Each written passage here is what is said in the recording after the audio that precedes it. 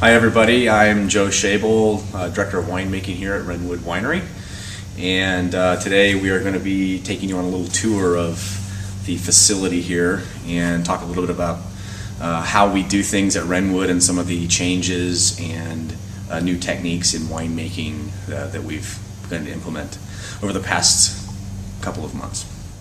So I thought what I would do is take you guys on a little tour of our facility, sort of start to finish where we receive the grapes, and then what we'll do is we'll end up down in the bottling room to my right here. This is actually the original winery that was built on this property in 1978. And then to our left here, we've got, this is all the new construction. So these buildings here were built, and the crush pad that we're going to be walking up to was built in 2002, and we have a barrel capacity of about 6,000 barrels between these two rooms. So we'll take a walk up to the crush pad here, and we'll show you where we receive the grapes and how the whole process starts. Okay, so this pad here is where we receive all of our grapes here. It's a little bit loud. We've got some barrel washing going on behind us. Redwood is, for the size of winery that we are and the production that we have, we are still very artisanal. We are very, very hands-on here.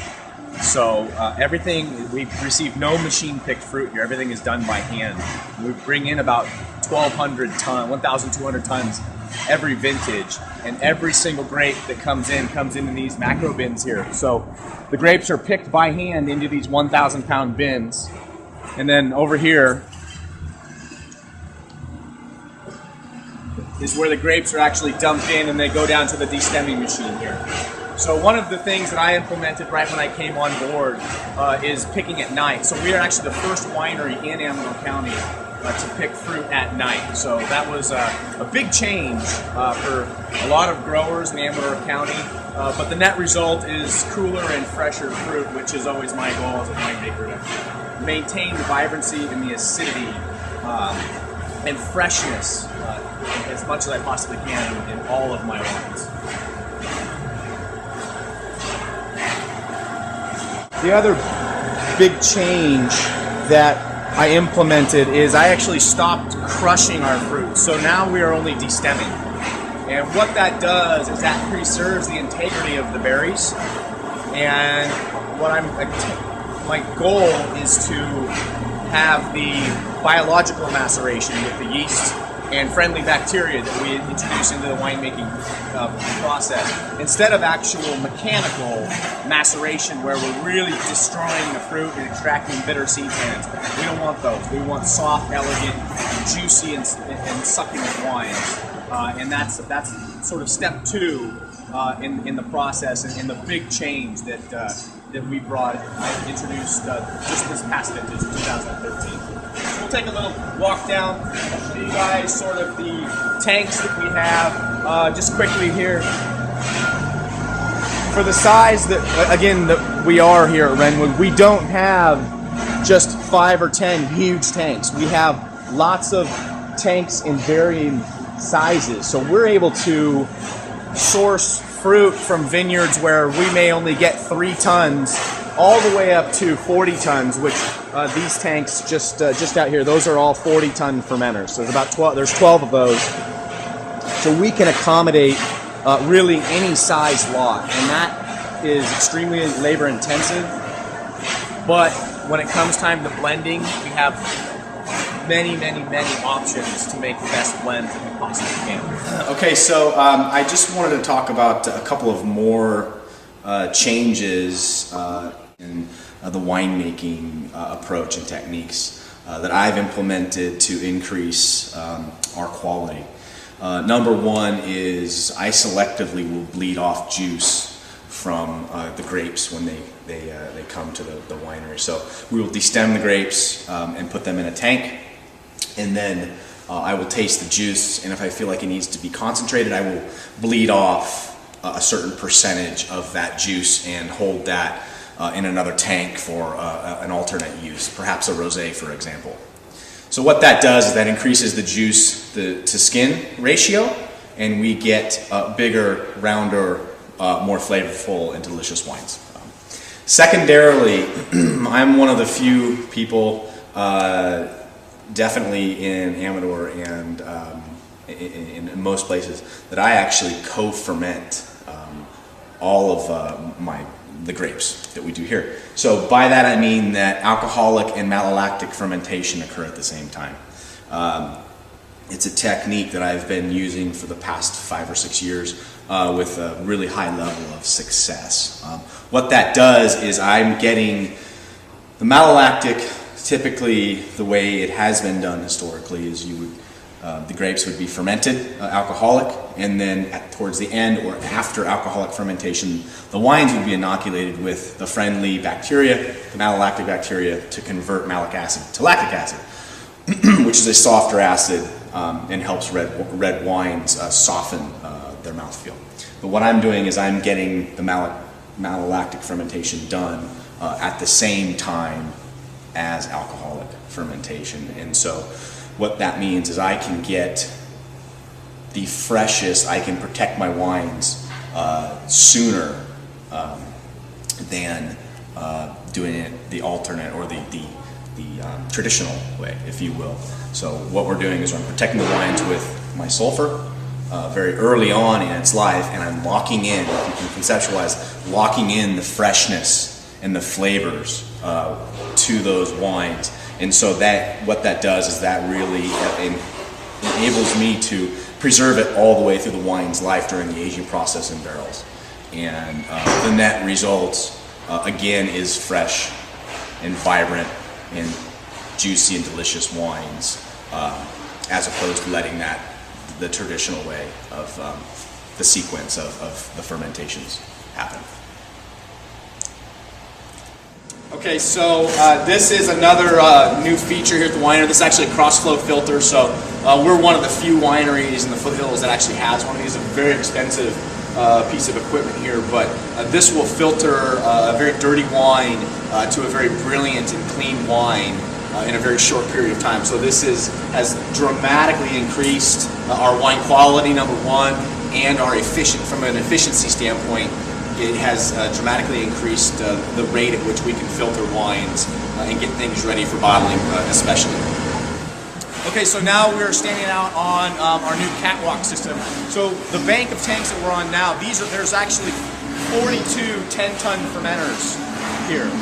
So each one of these tanks we can crush 10 tons into about 3,000 gallons of full tank of wine. So the catwalks are a new addition that were built in 2012, which Aaron and I are standing out on now. And then across the way here, we've got 12 5-ton open-top fermenters. Each one of those, the channel rail there that you see actually accommodates a automatic punch-down device. So we've introduced some very efficient ways of processing our fruit with the punch-down device. Lots of equipment, and especially these catwalks, a huge advantage and safety feature here that we've added since 2012. Okay, so I just quickly, I'm going to interrupt these guys. What we're doing here is we've got a barcode scanner. So we have a very high-tech scanning and barrel tracking and lot tracking computer system here at the winery. It's sort of one of the many upgrades in technology that we've introduced over the past couple of years here. So each one of these barrels has a barcode, and then what we do is we come through and we scan the barrels, and then we take this back to our computer in the laboratory, and we download the information. So number of barrels, exactly what wine and what kind of wine is in the barrels, and then from there it downloads into the lot history, and we can go back to any given day at any given time and get a really good sense of what exactly happened to the wine, the processes. So it really helps us take control of what's going on here at the winery. So now I'm going to take everybody into our first barrel room here. So this barrel room has about 3,000 barrels total. And then when we go into the other barrel room where it's a little more quiet, I'll explain sort of my philosophy on barrels and our approach to their use. Okay, so this is barrel room number 2, and I'm going to talk a little bit about the oak regimen that we're using here. I've sort of moved to the use of using more French oak here at Wrenwood, which is sort of a paradigm shift from most Zinfandel producers, where they're using more American oak. I find that genetically Zinfandel is a spicier grape and a spicier variety, and I find that by the use of lots of American oak, that spice gets enhanced and can sometimes overpower the beautiful juicy fruitiness that is inherent in Zinfandel. So French oak, while more expensive, lends a softer mouth feel. There's more vanilla sweetness in the wine by the use of French oak, and so we get these longer, more opulent Zinfandels that aren't angular and sometimes can be hard to drink with the use of heavy American oak. We still use American oak here, but if we were to buy 100 barrels, 70 of them will be most likely French, and about 30 of them will be American. So, you know, we're about 70% French, 30% American here at Wrenwood. So this is Laura. Laura is our lab manager, and she does an amazing job. Thank you for that. So every day, Laura's pulling samples, and we're doing lots and lots of analysis to make sure our wines are safe and stable and maintain their freshness throughout their lifetime.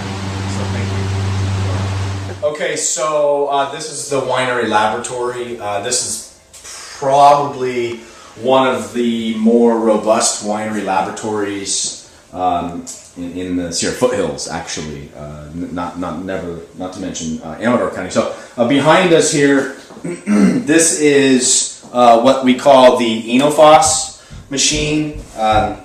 This is an extremely expensive piece of machinery, but this has increased our accuracy in our lab analysis, and it has also dramatically increased our efficiency in labs, where to do a full set of analysis on one wine would normally take about an hour. This does it in about 7 seconds. Excuse me, 2 minutes, 2.5 minutes. So it has cut down significantly on our labor and increased our accuracy and our efficiency. So again, and another first for Amador. We're the only people that have this in Amador. So this is a great tool, amazing tool for us. The building that we're in now is our tasting room. This has been completely remodeled. It happened early in 2012. The building we're in is actually the original winery. So you can actually see where the drains and the floors used to be. So it's actually a very cool room. Over here, this room is our private tasting room. This is where we do all of our food and wine pairings. We also use this room for private events and corporate events. You can see now it's set up for an event that's going to be happening this afternoon. Over here is our main tasting bar. It's a very beautiful room, and we are currently open 7 days a week, with Fridays, Saturdays, and Sundays being our very busiest days. Saturdays and Sundays, there's so many people in here that it's hard to get in here. We're usually seeing between 300 and 400 people on a Saturday and on a Sunday. The whole valley gets very busy during the weekend days. One other unique feature that we have here is they had designed all of this outdoor patio seating. And so we have our customers coming and buying a bottle of wine and getting lunch and sitting down and relaxing, for a portion of their afternoon. So we have lots of people who come and will just stay and visit and buy wine, and we also will bring. We can do food and wine pairings out here as well. So our customers can buy a cheese tray or a charcuterie tray, and we will plate that for them and bring that out. So this outdoor area here really is managed like a restaurant, where there's sections and customers sitting down actually have a dedicated server. So we're the only winery in the whole area doing that. So we have taken our service a cut above, and are offering world-class accompaniments to for our customers.